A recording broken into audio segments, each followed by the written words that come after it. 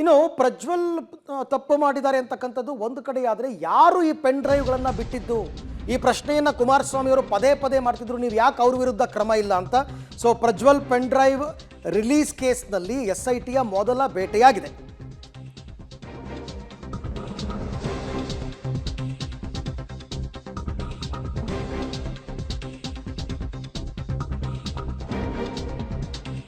Prajwal pen drive ಕೇಸ್ನಲ್ಲಿ ಇದು SITಯವರ ಮೊದಲ ಬೇಟೆ. ಯಾರಿದಕ್ಕೆ ಕಾರಣಕರ್ತರಾದವರು ಸಾಮಾಜಿಕ ಜಾಲತಾಣದಲ್ಲಿ ವಿಡಿಯೋ ಹಂಚಿಕೊಂಡಿದ್ದ ಯುವಕನೊಬ್ಬ, ಆತನ ಹೆಸರು ಕೂಡ ಪ್ರಜ್ವಲ್ ಅಂತ. ಪ್ರಜ್ವಲ್ ಎಂಬ ಯುವಕನ ವಿರುದ್ಧ FIR ಹಾಕಿ ಈಗ ಬಂಧಿಸಿದ್ದಾರೆ.